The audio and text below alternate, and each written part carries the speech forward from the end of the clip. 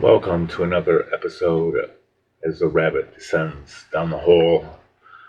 In this is episode 5 of the saga of Nimrod, I guess you could call it.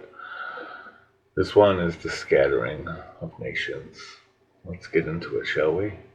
This could be quite interesting. Before the tower fell, before the tongues were scattered, and before the tribes moved all over, there was a whisper beneath creation, a warning older than stone, older than the language, older than the men. It spoke not in words but in tremors. The pressure of the shifting foundation was noticeable. See, sometimes when men rise too high and their pride gets the best of them, their fears get the best of them, well, I hate to tell you, the ground and God himself does not ask permission to break it back down again. So, continuing on with our story here, the tower is laying in ruins and not fully collapsed, but it's pretty much gone at this point. Dust hung in the air like the smoke after a battle. Nimrod stood at the base of the shattered stones, and his dream, he acted as though the stones had betrayed him, as if they're the ones that did this. He just didn't understand.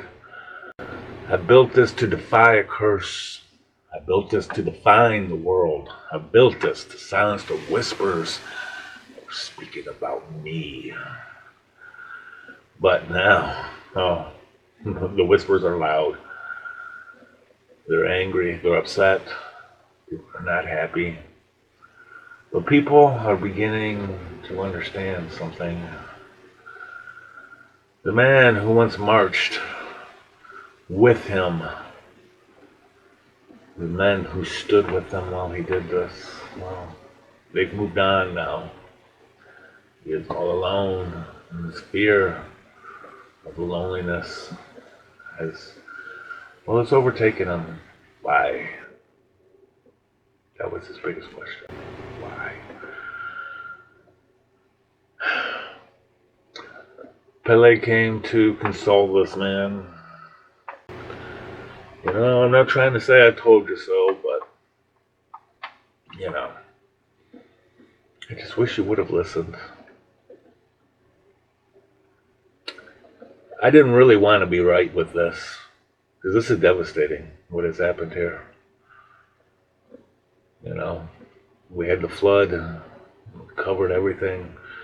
They'd already loosened up the ground for movement, but this was big. But in God's great mercy, we shall go forward. In God's great mercy, we shall unite. Not in the sense that you're thinking, Nimrod, but man has a way of persevering and getting through things. And this mercy that God gave us, well, it's helping you to not destroy yourself. Please take advantage of it. Please acknowledge it. Therese came over to him. The people have scattered. We can't hold them together anymore. To the west, to the east, to the north, and the south, everybody's moving. And Nimrod just hung his head. I know. The valley that was moving towards building this is now erupted and moving away from it.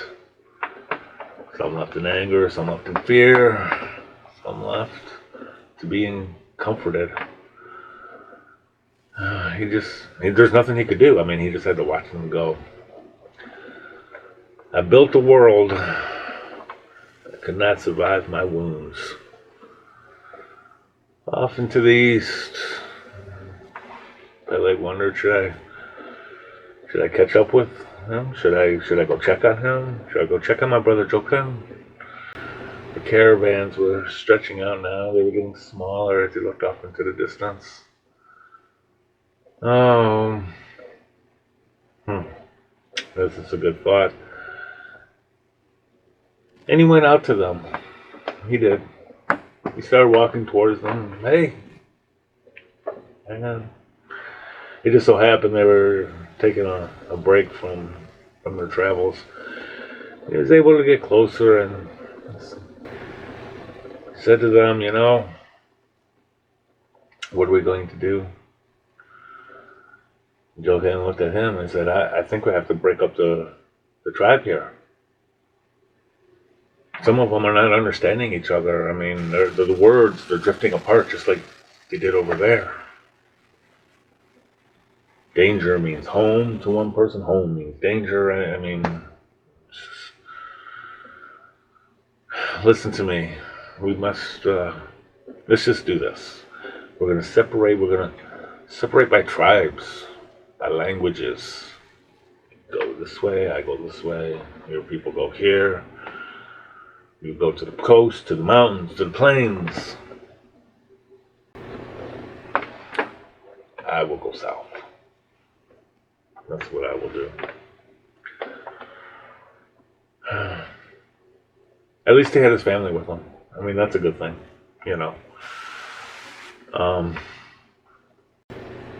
We can't. I mean, that's something that you would hope would have stayed together in any case. So,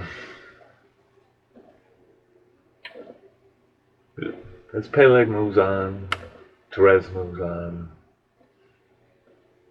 Nimrod climbed back up, looked at his shattered dream. I don't know if he was hoping that people would listen to him one more time. They would have one more shot, and he let out with a great bellow, come back, come back. We can rebuild this. We can still be as one. The wind just carried those words away as no one heard. He realized the dream was over. Built a tower to reach heaven, and, well, heaven came down and reached me first.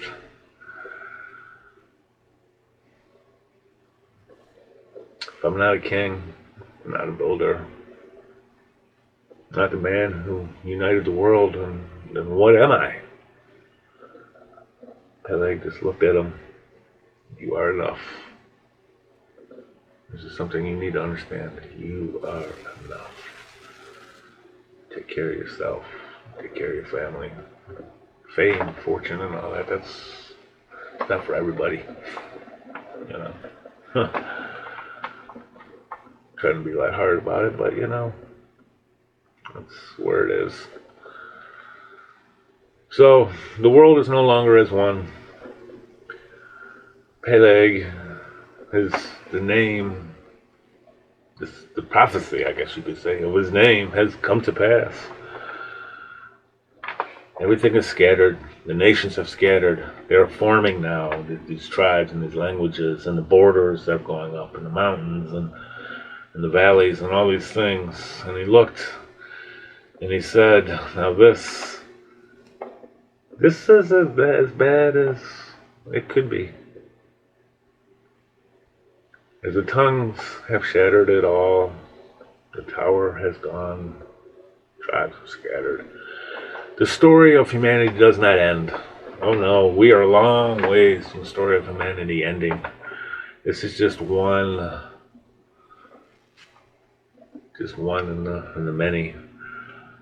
So let's look towards these scattered tribes. Look towards this. There's someone coming down the road where God's going to make a covenant with him. We're not there yet.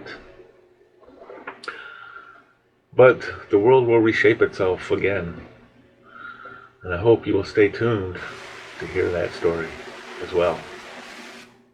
But for now, this episode is over. Thanks for coming.